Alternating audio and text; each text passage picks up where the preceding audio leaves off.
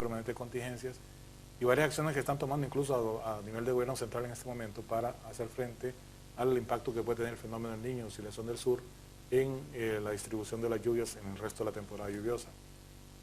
No crear alarma, no es todo el país que va a salir afectado, sino que es algunos municipios del corredor seco.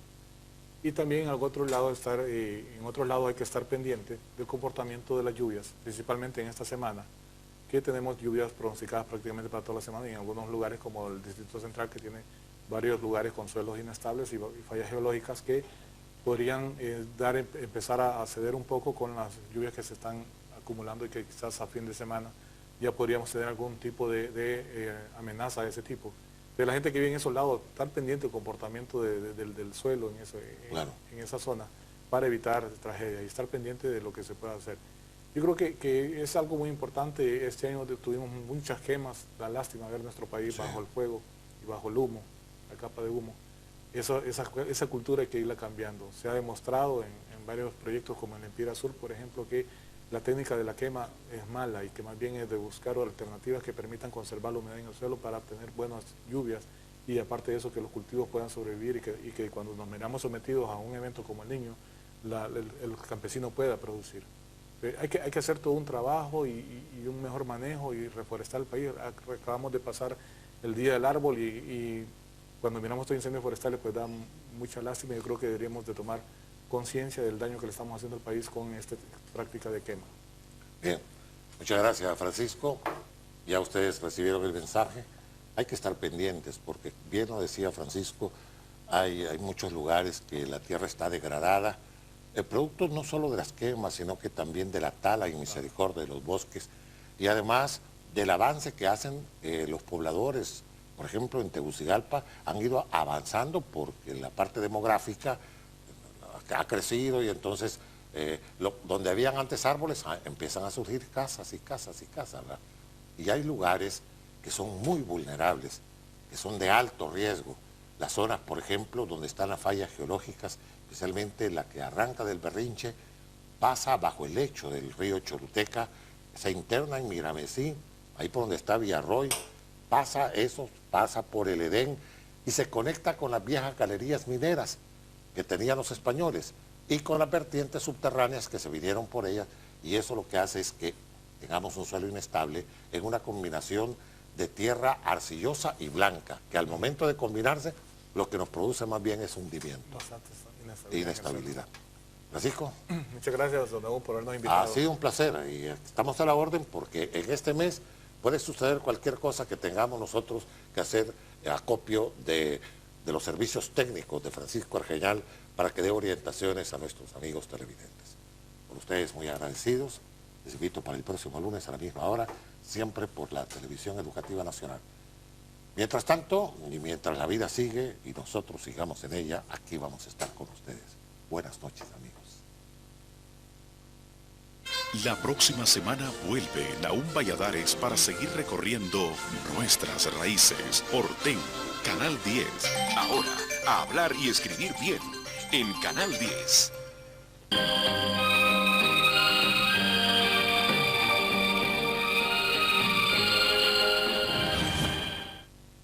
Muy buenas noches, tengan todas y todos ustedes. Bienvenidas y bienvenidos a una emisión más de Hablemos, Escribamos y Leamos Bien. El programa copatrocinado todos los lunes a las 8 pasado meridiano, con repetición a las 3 de la madrugada del martes por Televisión Educativa Nacional, Canal 10 y la Universidad Pedagógica Nacional Francisco Morazán. Antes que otra cosa, un saludo, los saludos de rigor, un saludo cordial para Napoleón, para Marco, para Tito, Héctor, mis amigos de siempre y con quienes pasé una agradable velada en la semana anterior. Un abrazo muy especial para el doctor Dagoberto Espinosa Murra. No había tenido la ocasión de conocerlo, pero creo que seremos amigos durante mucho tiempo. Mi cariño para Tony y Reina Carvajal, para Joaquín Agurcia, para Omar Andoni y Anita Escalón, que nos acompañaron en el homenaje que la Universidad Pedagógica Nacional Francisco Morazán hizo a Gabriel García Márquez con motivo de los 47 años desde la aparición en Buenos Aires de 100 años de soledad. A Ramón Girón, celoso baluarte del COPEN, como siempre, buen televidente desde su programa. Y antes que otra cosa, quiero hacer el sorteo correspondiente al programa anterior. Recordarán ustedes que teníamos como premios, ofrecíamos Flor de Mesoamérica y los paisajes de la memoria de Miguel Ángel Ruiz. Le voy a pedir, Pedrito, que me dé un número del 1 al 20. Número 9, vamos a ver quién se lleva el texto. No tiene nombre, pero sí tiene el teléfono 99 85 47 51. Lo muestro para la cámara. Ahí lo tiene usted en la cámara. Se lleva los dos libros, Flor de Mesoamérica y Los paisajes de la memoria. Lo llamaremos para decirle dónde y cuándo puede recoger su texto. Efeméride literaria de hoy es la de Donatien Alphonse François de Sade, conocido por su título de Marqués de Sade, un autor nacido en París de 1740 en una fecha como esta. Autor polémico, del cual se va a derivar después la palabra sadismo, que ustedes saben qué significa. Esa es la efeméride literaria de esta noche y quiero ofrecerles para todos los mensajitos a 9230 nuestro premio de hoy. Es una estupenda joya bibliográfica, Molina Total. Ahí lo tienen en sus pantallas. Molina Total tiene prosa y verso de uno de los mejores escritores modernistas de todos los tiempos, quizás el mejor modernista después de Rubén Darío. En esta noche contaremos con un invitado muy especial a partir del segundo segmento, porque vamos ahora a la primera pausa de este programa. No nos cambien, regresaremos en unos segundos.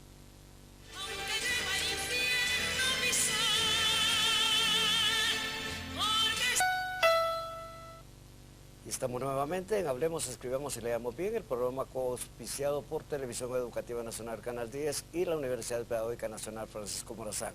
Recuerde que es todos los lunes a las 8 pasado mediodía y se repite el programa a las 3 de la madrugada del día martes. Como lo anticipé en el primer segmento, tenemos un invitado muy especial, pero antes quiero presentarles la palabrota de hoy. Vean ustedes en sus pantallas. La palabrota de hoy es beca. Beca es un sustantivo común de género femenino y de origen incierto. En español tiene varias acepciones, pero la fundamental es la de subvención para realizar estudios o investigaciones. El verbo es becar y el adjetivo becado o becario.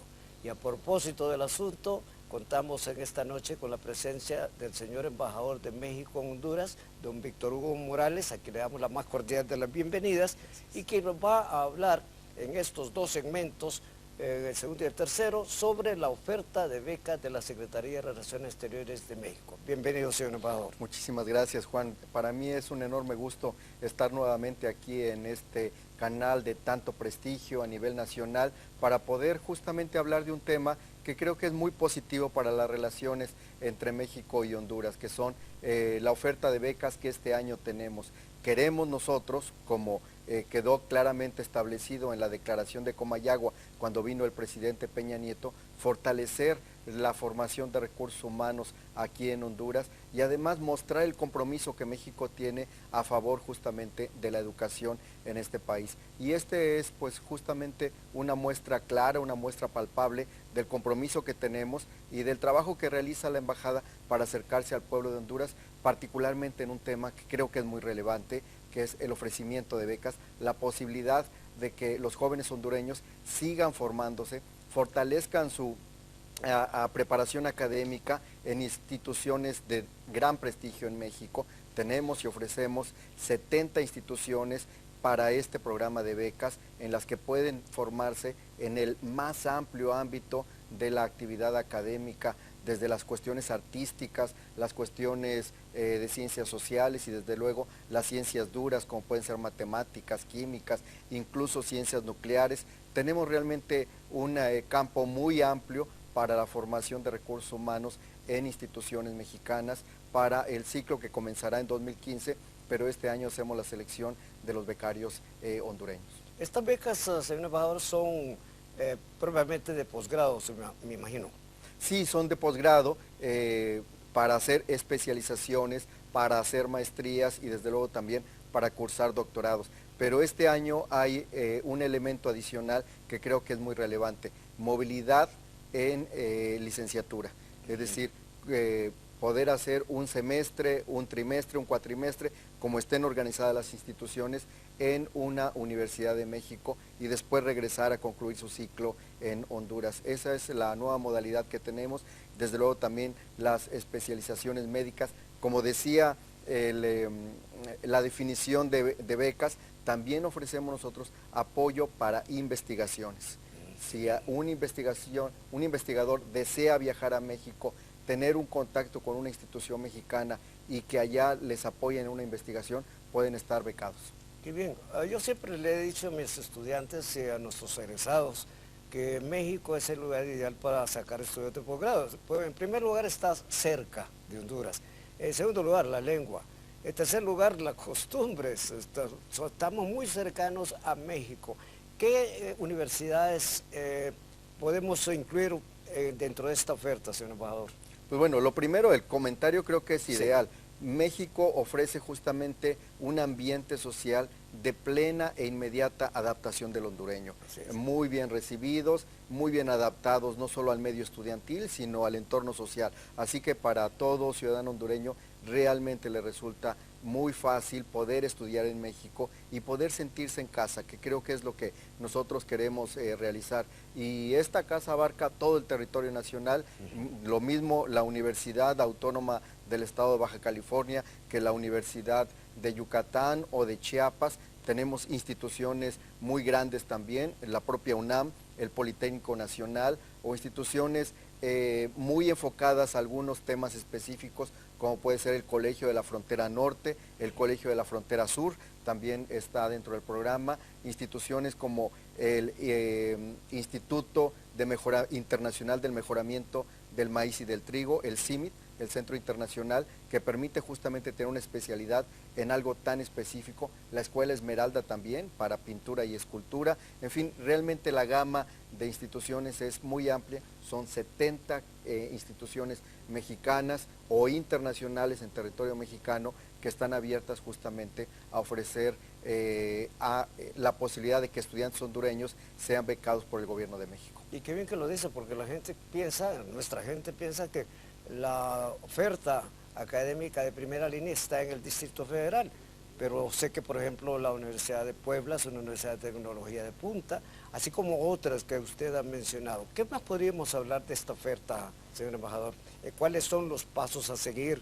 ¿Qué requisitos debe cumplir un aspirante a una de estas becas, etcétera? Son varios requisitos, pero los principales es primero ser ciudadano hondureño, porque las becas son justamente dirigidas a fomentar la formación de cuadros de alto nivel de Honduras, pero también tienen que tener un nivel de aprovechamiento previo, en el grado previo, de 8 sobre 10, en caso de que la escala sea esa. Si la escala es al 100, tiene que ser 80% el aprovechamiento que hayan tenido en el nivel inmediato anterior.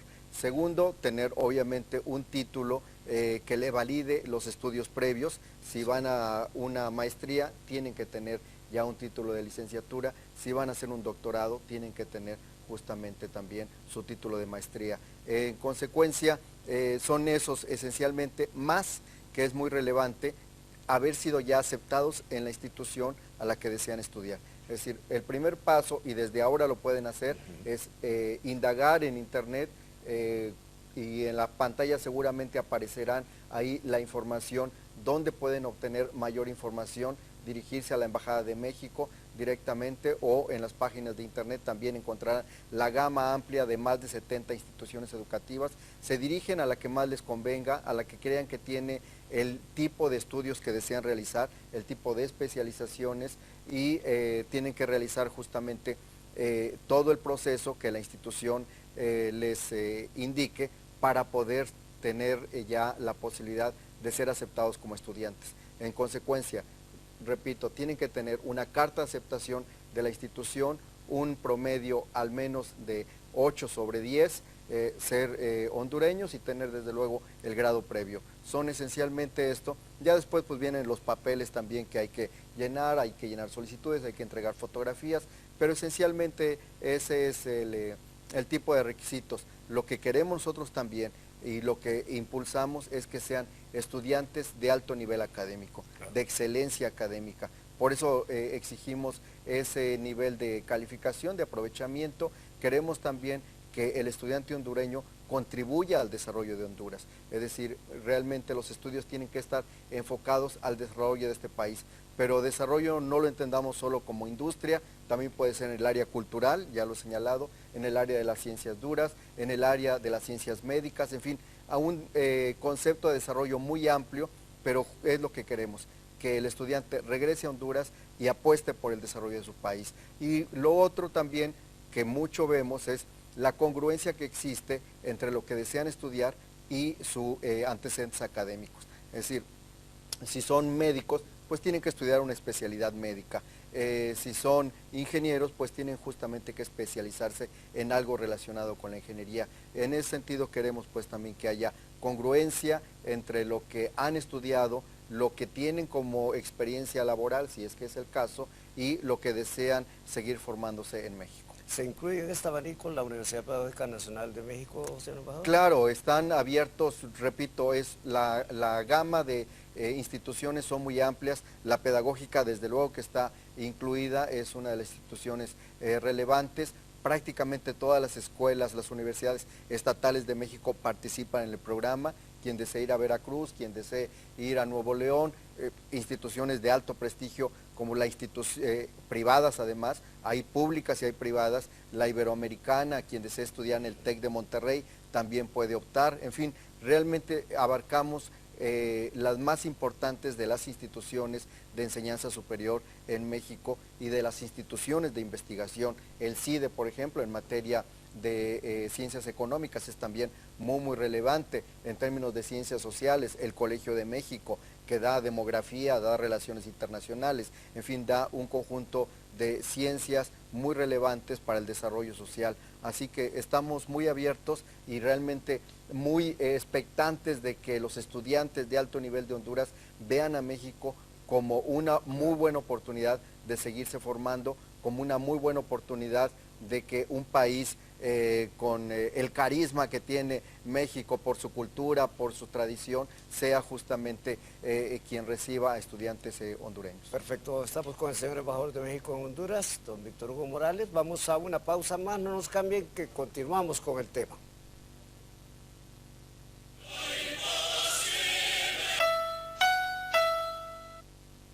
Estamos nuevamente en Hablemos, Escribamos y Leamos Bien, el programa coauspiciado por Televisión Educativa Nacional Canal 10 y la Universidad Pedagógica Nacional Francisco Morazán. En esta ocasión, como se han dado cuenta ustedes, si nos sintonizaron anteriormente, contamos con la presencia de don Víctor Hugo Morales, el señor embajador de México en Honduras, que nos está hablando de la oferta de ese país hermano en cuanto a estudios de posgrados en México. Señor embajador, quiero yo enfatizar algo porque usted ya lo mencionaba en el segmento anterior. El aspirante no debe esperar a que la embajada lo posicione en una universidad. Según lo entendí, son ellos los que deben ahondar en las posibilidades de X o Y universidad para ver qué les interesa. ¿Es así? Así es, realmente las oportunidades que existen son amplísimas. Veamos solo la Universidad Nacional, cuántas especializaciones en todas sus facultades tiene, cuántas maestrías y cuántos doctorados. Es muy amplio el universo y de aquí, si pensamos que son más de 70 instituciones, realmente la gama de oportunidades que tiene el estudiante son muy amplias. Y en ese sentido la invitación es de que primero elijan el lugar donde quisieran estudiar, en la capital de México, en la frontera norte, en la frontera sur, en alguno de los grandes estados que tenemos como es Veracruz, Jalisco, Nuevo León, en fin, está abierto a prácticamente toda la República Mexicana y de ahí indagar qué ofrece en términos académicos cada institución. Y si se apega a esto, a los intereses, a lo que aspiran a futuro para formarse como profesionales, pues entonces intentar justamente tener ya una carta de aceptación como estudiantes. Teniendo esto, incluso está abierto a quienes ya estudian en México. Si en este momento hay estudiantes ya aceptados, ya en curso y desean ser becados, pueden perfectamente optar para la beca y en ese sentido el gobierno mexicano los apoyaría. y es lo que queremos, que tengan toda la libertad de elegir no solo el lugar, sino la institución académica a la que desean ingresar y particularmente el plan de estudio que desean realizar como especialización, como maestría o como doctorado, o también estancias de investigación, como he señalado, que lo puedan realizar. Así que eso está perfectamente abierto, a plena disposición. Lo que nosotros deseamos es, para poder abrir el expediente, que nos den ya su carta de aceptación o de ser estudiantes ya normales en alguna institución y tener los requisitos que habíamos señalado. O sea que tendría que así acudir a la embajada con sus certificaciones de estudio validadas y además no solo con eso, sino que el cupo, la aprobación del cupo de una universidad mexicana. Bueno, lo que nosotros hacemos en este momento es la promoción de las becas, sí, y nosotros les daremos toda la información que requieren, pero realmente donde deben de presentarse es en la oficina presidencial de becas, que ya tiene un nuevo establecimiento. Es muy fácil de llegar, es aquí en Tegucigalpa, en la calle Costa Rica, y donde se localiza el edificio que antes ocupaba la Secretaría de Justicia y Derechos Humanos. Ahí está la dirección de becas presidencial, es con ellos que hay que presentar todos los requisitos. Ellos evalúan, ellos determinan exactamente cuáles serían los susceptibles de tener beca y nos los dan a la embajada para nosotros presentarlo ya al gobierno de México, y este es un proceso largo, será por ahí el mes de finales de octubre o durante noviembre, que nosotros les decimos a los estudiantes quienes han sido ya beneficiarios por esta beca, y a partir del mes de enero de 2015 iniciarían los estudios para los que así el plan de estudio lo determine, o si no al transcurso de todo 2015, conforme sea el calendario académico de cada institución. Ahora, ¿hay una fecha límite para la entrega de toda esta documentación, señor embajador?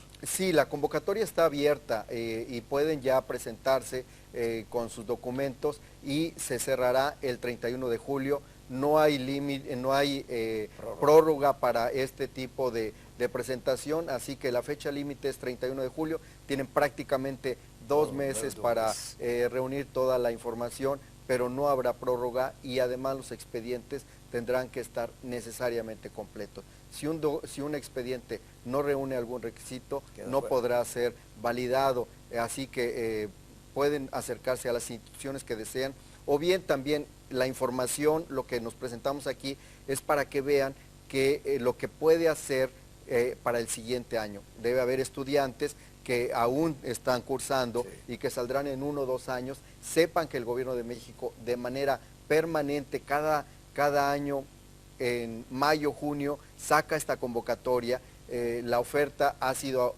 de 15 becas, que es lo que tenemos. Ojalá que podamos hacer más, es lo que queremos hacer. Si ocupamos las 15 de manera permanente, el gobierno de México estará pues también, digamos, más propenso a poder ampliar las becas, que es un deseo que nosotros en la embajada tenemos. Y pues bueno, presentarse, repito, a la oficina presidencial de becas y entregar los requisitos. Así que tienen hasta el 31 de julio y ojalá que puedan hacerlo, porque para nosotros será un gran honor que haya gente de alto nivel académico, de gran prestigio personal, que puedan viajar a México y además, lo más importante, que el gobierno de México los pueda becar, les pueda reconocer su talento, su capacidad y su entrega al estudio. Ahora, 2 inquietudes más, señor embajador. Por un lado, la duración de estos estudios, supongo que varía dependiendo de cada universidad. Esa es una de las inquietudes. La otra es el asunto del financiamiento, del emolumento, porque supongo que varía de acuerdo con la zona geográfica de México. Pues bueno, realmente el tipo de estudio lo determina cada institución, cada una de las 70 instituciones. Lo que nosotros hacemos como embajada, como gobierno de México, pero particularmente como Agencia Mexicana de Cooperación para el Desarrollo, que es la institución mexicana que propicia las becas, es determinar tiempos de becas. Para nivel de maestría son 2 años que el estudiante estará becado. Para el nivel de doctorado son 3 años máximo que el estudiante tendrá la posibilidad de financiamiento mexicano. Para las especializaciones médicas depende también de la duración, pero hasta un máximo de 3 años, y para las especializaciones de otros campos pueden ser 1 año, las investigaciones también pueden ser becados por 1 año, así que hay periodos de 1 año, 2 años y 3 años dependiendo del tipo de estudios que realicen. ¿Qué es lo que el gobierno de México ofrece con estas becas? Primero, el gobierno asume el pago de la inscripción y de la colegiatura. El estudiante no tendrá que pagar a ninguna universidad, a ninguna institución de educación superior, ninguna cuota sobre estos conceptos, ni inscripción ni colegiatura. Lo asume el gobierno de México. El otro es, y muy relevante, que tengan la certeza de que tendrán cuidado médico. En ese sentido, después de iniciados los 3 primeros meses de que ya están becados, se les inscribe en el Instituto Mexicano de Seguridad Social y tienen acceso pues a toda la atención médica que requieran durante su estadía en México como estudiantes becados. Y lo más relevante también es la manutención. El gobierno de México da a nivel de especialización y a nivel de maestría e incluso de movilidad en términos de licenciatura, en torno a los $600 mensuales. Esto depende un poco del tipo de cambio, pero esa es digamos, el rango en el que nosotros nos movemos de apoyo. Cada mes el estudiante recibe $600. El estudiante de especialización médica, digamos, de alto nivel, y también los que estudian doctorado reciben en torno a los $750 mensuales, que perfectamente les sirve para poder vivir en México, para tener una vida de estudiante muy decorosa y poder justamente atender los estudios. Claro, estupendo.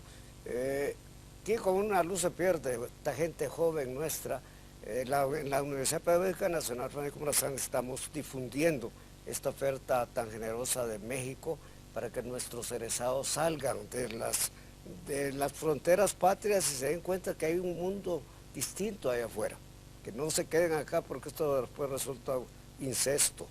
Yo quiero darle las más efusivas gracias al señor embajador de México, a don Víctor Hugo Morales, por haber estado en este programa, pero quiero que se nos despida con algunas palabras más para enfatizar la importancia que tiene esta oferta mexicana de becas en ese país.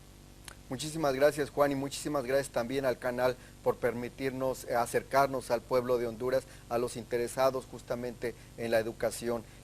México es un actor internacional de responsabilidad global y así queremos hacerlo. Tenemos un compromiso serio, permanente con Honduras, con el desarrollo de Honduras. Queremos como mexicanos justamente tener un socio, un amigo, un hermano país al que podamos nosotros ayudar de manera permanente, y las becas sin duda que es apostar al futuro, apostar al desarrollo de las personas con talento, y lo que queremos es justamente que quien tiene la oportunidad, el deseo de superarse y de ser formado profesionalmente de una mejor manera, puedan y acudan a México. México es un país de manos abiertas justamente para poder recibir a los estudiantes. Tenemos extraordinarias instituciones de educación superior y, como decíamos al inicio, ofrecemos un buen entorno social, un buen entorno estudiantil para la rápida adaptación del estudiante hondureño. Así que hay esta oportunidad y ojalá que puedan aprovecharla. Nosotros confiamos en que así será, señor embajador. Ya sabe usted que cuenta con este espacio y este tiempo de los lunes para cualquier actividad de tipo cultural que promueva esa embajada con la que tenemos una magnífica relación. Vamos a una pausa más, no nos cambien, regresaremos en unos segundos.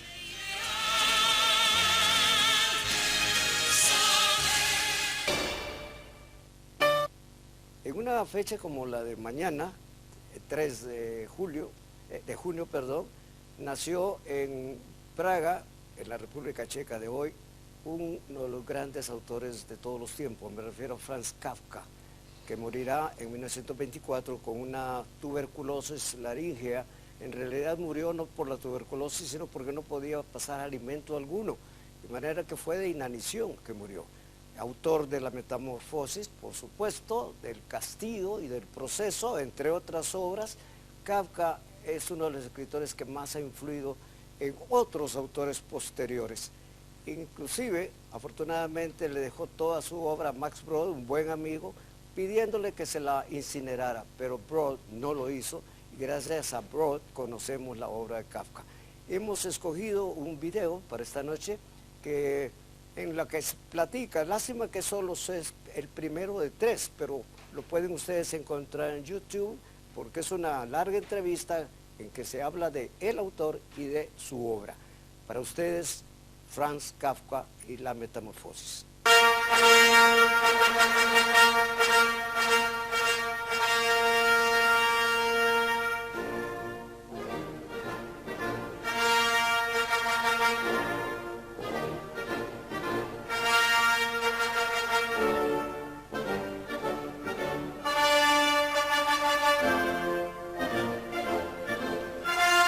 Hola amigos, bienvenidos a La Hora Literaria. Este es un espacio en el cual semanalmente conversamos a propósito de obras de la literatura universal, tanto de ficción como de no ficción.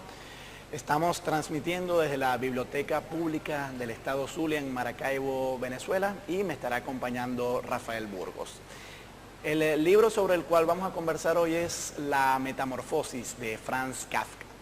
Franz Kafka es considerado uno de los novelistas más influyentes del siglo XX. Kafka nació en Praga en 1883 en el seno de una familia judía.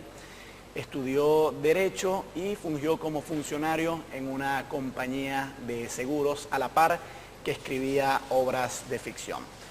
Eventualmente Kafka tuvo que retirarse de sus funciones porque contrajo tuberculosis y finalmente murió de esta enfermedad.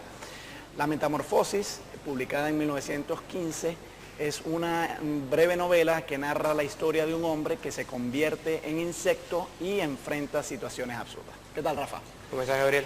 Bueno, la vida de Kafka ciertamente ha dado mucho de qué hablar porque el esquema tradicional lo suele presentar como un personaje retraído de la sociedad que parece que no tenía muchos amigos y no tenía muchas habilidades sociales para congeniar con los demás. Sí, el gran problema es que se ha creado como una especie de mito alrededor del personaje de Kafka, ¿no? Si se quiere, como decías tú, se le ha pintado como este personaje oscuro, ese personaje retraído, este personaje místico, que era bastante callado, que según cuentan las biografías tenía dificultades con su papá, tenía problemas familiares, y que de cierta forma su biografía se ve plasmada en su literatura, en su obra. Lo que más me parece curioso es que es mucho más lo que se ha edificado en torno a su biografía que en torno a su obra. Es decir, si por alguna razón Kafka no hubiese sido todo lo polémico que fue en vida, si no hubiese sido todo lo oscuro, todo lo absurdo que fue en su vida, todas esas cosas no hubiesen existido alrededor de su existencia, a lo mejor su literatura no hubiese sido tan interesante, ¿no? Bueno, lo que pasa es que yo creo que en su obra se reflejan muchos temas biográficos. El libro que vamos a hablar más adelante, La Metamorfosis, presenta una relación bastante difícil entre un hombre y su familia. Y según parece, también la vida de Kafka era así, por lo menos con el padre. El padre era un ejecutivo de ventas muy exitoso y claro, exigía mucho del hijo, y parece ser que si bien Kafka fue bastante exitoso en su carrera como funcionario en esta compañía de seguros, él no quería eso. Él lo que quería era escribir. Sí, de hecho no era eso lo que él quería. El problema es que eran caracteres antagónicos, ¿no? Su papá, Hermann Kafka, era hijo de un carnicero y por lo tanto tuvo que salir a trabajar, era una situación económica que no le gustaba y decidió hacerse comerciante. Desde los 14 años se fue de su casa, el papá de Kafka, y comenzó a trabajar. Entonces siempre tuvo esa actitud de luchador, si se quiere, de emprendedor. De emprendedor, uno podría decir el estereotipo macho europeo. Cuando conoce a la que iba a ser la mamá de Kafka, ella se enamora perdidamente de él y se entrega completamente a las obras de su esposo, de su futuro esposo, ¿no? Decide secundarlo en el trabajo, decide acompañarlo. Entonces Kafka termina naciendo bajo un contexto en el cual no se le prestaba mucha atención a él como tal, sino que se le prestaba mucha atención a los quehaceres del trabajo. De hecho, cuando Kafka nace, es criado por enfermeras, cosa que era muy común en aquella época. Sí, era común en aquella época. Bueno, y más en una familia de clase media. Y más en una familia de clase media, que hay que recordar que ellos eran judíos. El papá era judío por parte de los checoslovacos y la mamá era judía por parte de los alemanes, ¿no? Entonces Kafka tenía, si se quiere, lo mejor de Checoslovaquia y lo mejor de Alemania, si se quiere ver como desde el punto de vista positivo, ¿no?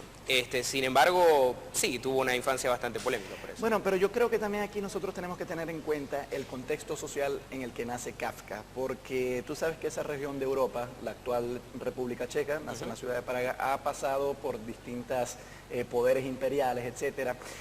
Y si bien en la Praga había una comunidad de gente que hablaba alemán, la mayoría en realidad hablaba era la lengua checa. Y dentro de esa comunidad que hablaba alemán, Kafka está inmerso en una minoría, que es la minoría judía.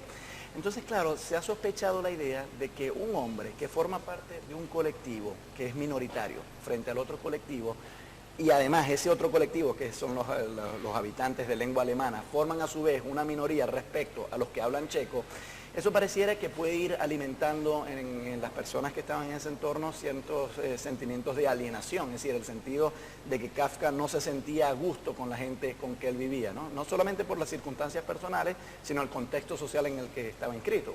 Sí, lo que pasa es que tampoco se le da mucho la oportunidad de elegir, ¿no? Él más que producto de su contexto, si se quiere, es como víctima de su contexto. ¿Por qué? Porque primero tuvo que aprender a hablar ambas lenguas, como tú decías, la lengua checa era la más común, sin embargo la lengua alemana era, si se quiere, la de la clase pudiente. Sin embargo, los judíos que hablaban alemán eran una minoría mucho menor a la cual pertenecía él, ¿no? Y el papá está consciente de esto, entonces decirle con todo el sacrificio económico que implica, inscribirlo en una escuela en la cual se le enseña a hablar alemán, porque hablando checo iba a pasar las mismas vicisitudes que pasó él como padre. Así que para evitarle esto, decide inscribirlo en una escuela alemana, en la cual él aprende a dominar el idioma de lengua paterna y de lengua materna. Tiene un gran beneficio por eso. Claro, las aventuras amorosas de Kafka también son bastante interesantes, ¿no? Porque una tiene una primera relación amorosa, asume un compromiso de casarse, pero a los pocos años decide romperlo, entre otras cosas, porque le hace saber a su potencial suegro de que su hija no va a tener una vida feliz con él, porque lo único que él quiere dedicarse es a la escritura. Y sí, claro, las mujeres de los novelistas no son muy conocidas por ser felices, ¿no? Sí, claro. Tampoco las mujeres de los filósofos, por lo menos. Así dicen. Fíjate, lo que ocurre es que quizás esto muestra el verdadero pesimismo de Kafka. A veces el pesimismo es un poco infundido, ¿no? en Kafka, pero se compromete con Felice en 1914, Felice Bauer, que es la primera mujer con la que mantiene una relación amorosa, se compromete a punto de casarse. 2 años después, en 1914, decide cancelar el compromiso. ¿Por qué? En sus diarios alega que mientras estaba enamorado era incapaz de escribir. Y de que era una distracción. Era como una especie de distracciones, es un poco fuerte decir eso, ¿no? Pero así lo era, y por lo tanto decide rechazar a Felice. Él se comunicaba mucho con Felice a través de cartas, y aunque termina escribiéndole cartas, y por eso se publica luego el Cartas a Feliz, pero eso nos dice cómo era una persona, si se quiere, un poco pesimista y un poco de baja autoestima, o por lo menos con respecto a sí mismo no tenía mucha estima. Quizás no se sentía capaz de mantener una relación manteniendo esa dicotomía que tenía entre querer ser escritor y no poder ser escritor por el trabajo que tenía, ¿no? Luego él tiene una segunda relación, una muchacha judía muy joven que él conoce, y que cuando él contrae tuberculosis, una enfermedad terrible que lo termina matando, esta es la muchacha que lo acompaña hasta el final. Y claro, no está claro cuál de estas dos mujeres fue el gran amor de su vida, pero ciertamente esta muchacha, que es mucho más joven que él, le presta un gran servicio porque, claro, enfrente de la tuberculosis lo tiene que acompañar hasta el final, ¿no? Sí, es muy duro. Sin embargo, si había alguien que lo tenía que acompañar en la tuberculosis, debía ser una mujer joven. Felice está al tanto de ello. Pero sin embargo es Milena, el nombre de la chica, la que lo acompaña hasta sus últimos días. Aún, como tú decías, no queda bastante claro el asunto de si fue una compañera realmente, nunca se casaron, si estuvieron comprometidos. El asunto es que es la única compañera que tiene, por lo menos hasta el final. Fallece en el 1924, producto de la tuberculosis. Amigos, estamos en la hora literaria. Hoy conversamos sobre la metamorfosis de Franz Kafka. Es hora de hacer una pausa y ya regresamos.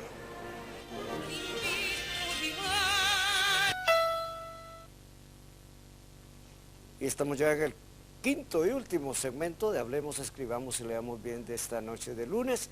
Queremos recordarles el premio, el extraordinario premio que tenemos para todos los mensajitos que nos lleguen al 9230. Es Molina Total, la edición del centenario de su muerte de 1908-2008.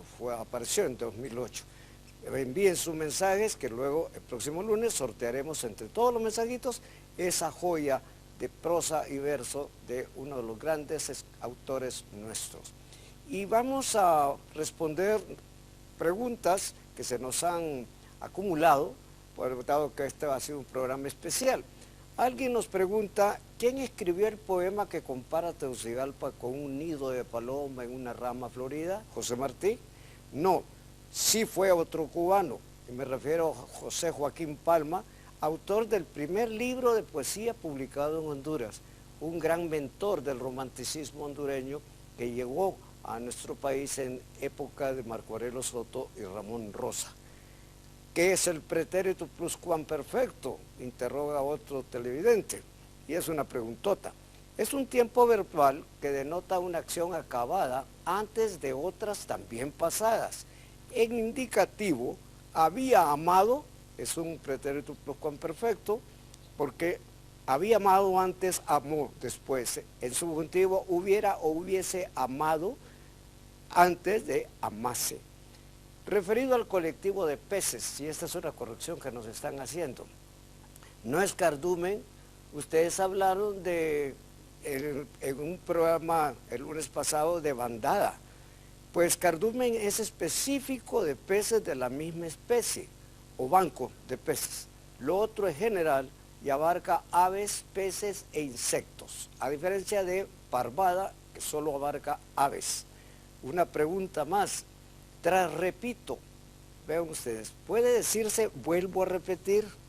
No, es redundante, basta con que diga reitero lo que dije, en vez de decir repito lo que dije, no, reitero lo que ya repetí una vez.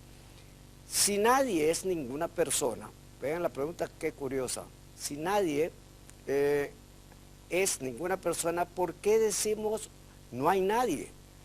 Pues lo decimos porque los pronombres nadie, nada, ninguno y el adverbio nunca requieren el no después del verbo y no cuando van antes del verbo, no cuando lo anteceden. No hay nadie, pero lo otro sería nadie hay. No sos nadie, lo otro sería nadie sos. Por esa razón es lo negativo. Se escribe vicerrectoría o vicerrectoría. Vean ustedes las dos formas de la grafía.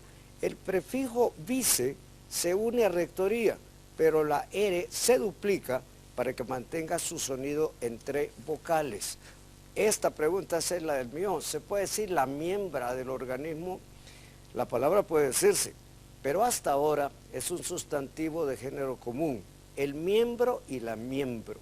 No ha calado aún la iniciativa de algunos españolas peninsulares porque se inserte dentro del léxico. ¿De dónde procede la frase sopa de olla? Es un hondureñismo exclusivo, solo aquí lo utilizamos y se refiere a un caldo hecho con hueso blanco de res, verduras, cebolla y especias.